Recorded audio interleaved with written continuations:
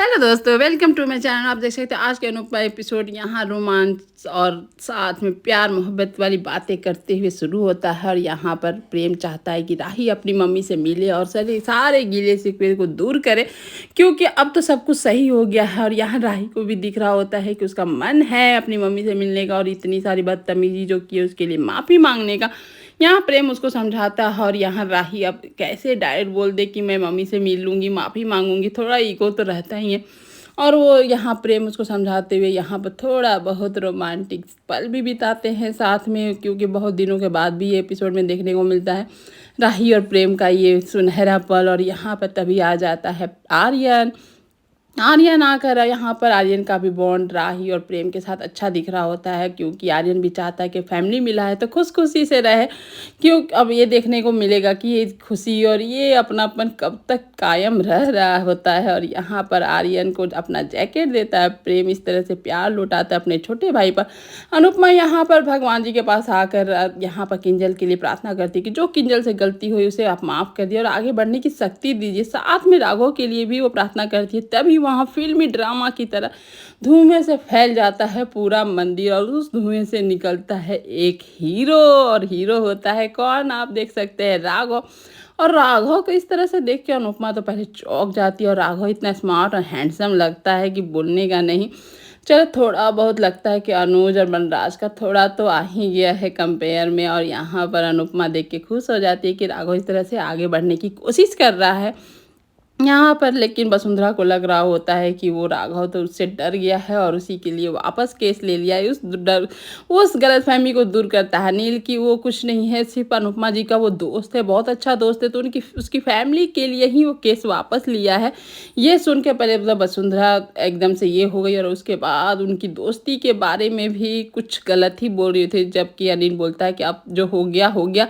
पहले भी राघव गलत नहीं था, आज भी नहीं है, तो बातें छोड़िए और आगे बढ़िए। और यहाँ पर देख कर देख सकते हैं कि अब अनुपमा बोल रही होती है कि अब आप आराम से एकदम सीना तान कर सर उठाकर काम करिए अनु की रसोई में। यहाँ पर प्रेम और आर्यन को देखते हैं कि कहीं जा रहा होता है। यहाँ प्रेम आर्यन को लेकर चिंता फिक्र करता है कि इतने रात को अगर जाते हो तो फैमिली को बोल के जाओ और बता के जाओ, कोई दिक्कत नहीं है, तुम जहाँ भी जाना है जाओ, जी सकते हो आराम से अपनी लेकिन यहाँ पर आर्यन उसके बाद वो उस बात का तो बताता ही नहीं है कि वो नशा करने बाहर जाता है। लेकिन ये एक बात ज़रूर शेयर करता है, वो भी प्यार वाली। ये सुनकर प्रेम की आंखों में देख सकते हैं कितनी खुशी की चमक है। लेकिन जब वो पता चलता है कि प्यार वो अब माँ ही से करता है, बस प्रेम को तो सारे फ्लैशबैक में चल जाता है कि किस तरह से वो पागल थी प्रेम की ये प्यार में और किस तरह से वो हरकत कर रही थी, जान लेने की कोशिश भी की है। और ये सब प्रेम उससे नहीं बताता, बस उसको समझाता है कि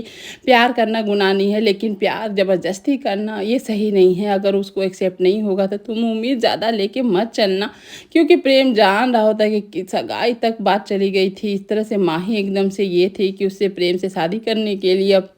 और यहाँ पर प्रेम कुछ शेयर नहीं करता है। और यहाँ किंजल से मिलने राही आती है। राही को देखकर यहाँ किंजल बेचारी सॉरी बोलती है कि मेरे चलते तुम्हारे ससुराल में बहुत कुछ सुनना पड़ रहा होगा, उसके लिए मुझे माफ़ कर दो। और यहाँ पर राही अच्छे से किंजल को सपोर्ट करती है और उसका साथ देती है। और यहाँ देख सकते हैं कि सारे मोहल्ले वाले यहाँ यहाँ पर राघव और अनुपमा को साथ देखकर उसके बाद बहुत कुछ बोलने लगता है और घूर घूर कर ऐसे देख रहे होते हैं, वीडियो बना रहे होते हैं, उसे क्रिमिनल बोल रहे होते हैं। लेकिन अनुपमा और राघव को समझाती कि आपको इन लोगों की बातों की कोई फिक्र नहीं होना चाहिए, कोई फ़र्क नहीं पड़ना चाहिए, क्योंकि जिसके दिल में चोर होता है वही ये सब कर सोच सकता है। आप सही हैं तो आप सर उठा के ये रहिए।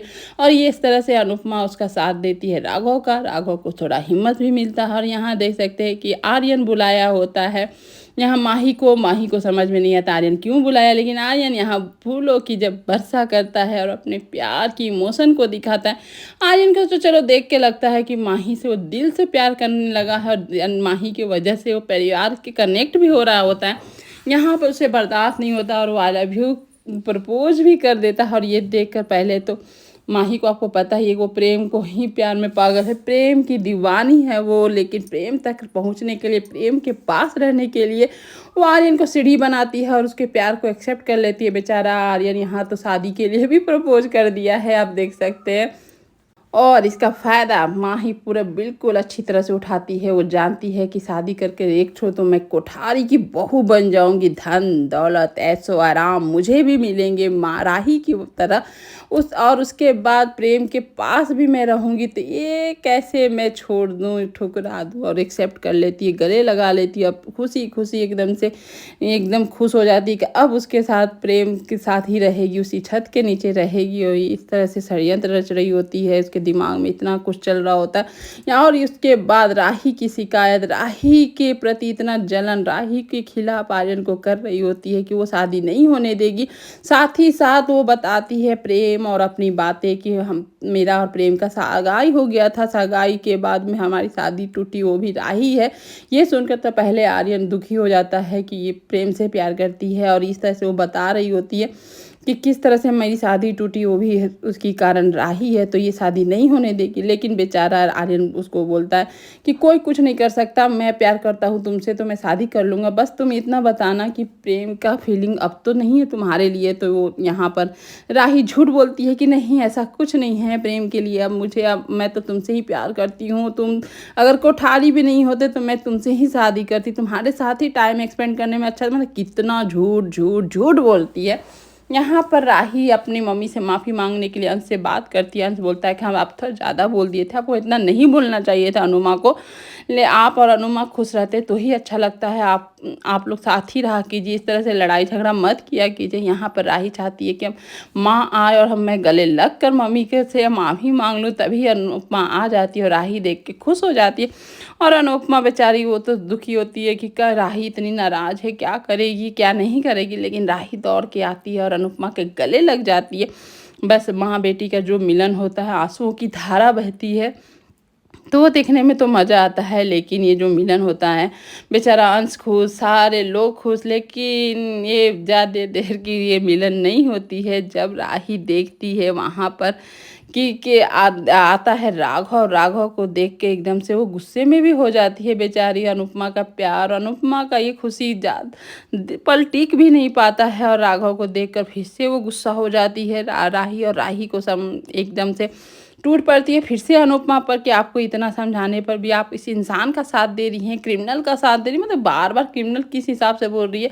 बस वही था कि उसके ऊपर, राही के ऊपर अटैक किया था, तो आप कैसे माफ़ कर सकती है। लेकिन अनुपमा यहाँ बार बार उसको बेबली बेबली बेबली जो बोलती है उससे बोल कर समझा रही होती है कि थोड़ा ठंडे दिमाग से सोचो, तुम भी जानती हो कि वो गलत नहीं है, वो क्रिमिनल नहीं है, तो इसे बोलने का क्या फ़ायदा। लेकिन राही एकदम से गुस्से हो जाती है कि आप कैसे भूल सकती हो, मेरे पर हमला किया था और इसे कौन निकाला, केस कौन वापस लिया, मैंने तो नहीं लिया।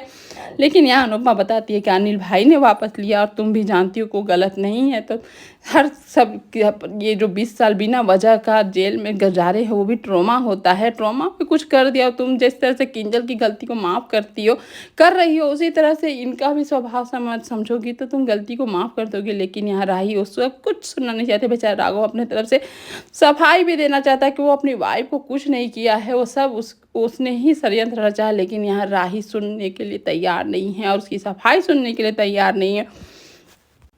और यहाँ पर देख सकते हैं कि अनुपमा किस तरह से समझाने की बहुत कोशिश कर रही है कि थोड़ा टाइम दे दो, इनको थोड़ा मौका दे दो तुम समझने के लिए, इतना किसी के बारे में इतना जल्द राय मत दिया करो, तुम भी जानती हो कि वो गलत नहीं है, तो क्यों इतना गुस्सा, क्यों इतना ये करना, क्यों इनको इतना ये सब अशब्द बातें करना। इस तरह से अनुपमा उसको बहुत प्यार से समझाती है। लेकिन राही प्यार से समझे ऐसा तो हो नहीं सकता, जब तक उसको ठोकर ना लगे, दुख ना पड़े, तब तक वो समझ नहीं सकती है। और इस तरह से अपने ससुराल का ये करके वो अनुपमा को एकदम से फिर से खरी खोटी सुनाती है, और उस राघव की बदतमीजी भी करती है, जो कि अनुपमा एकदम से बर्दाश्त नहीं करती है।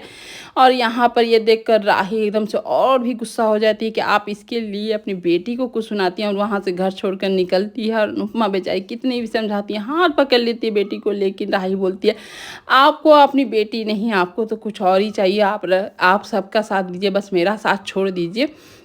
इस तरह से बोलकर अनुपमा का हाथ झटक कर वहाँ से निकल जाती है, और राघव को जाते जाते बोलती है कि आपको तो मैं कभी भी माफ़ नहीं करूँगी, नेवर एवर। इस तरह से बोलकर वहाँ से चल जाती है बेचारी अनुपमा। फिर से हजारों टूट के फिर खड़ी होती है, क्योंकि वो माँ है, हजार गलतियाँ बच्चे करे फिर भी बच्चे पर प्यार करना कौन माँ बंद कर सकता है। और आज का एपिसोड यहीं पर ख़त्म होता है। Thank you for watching video and bye bye.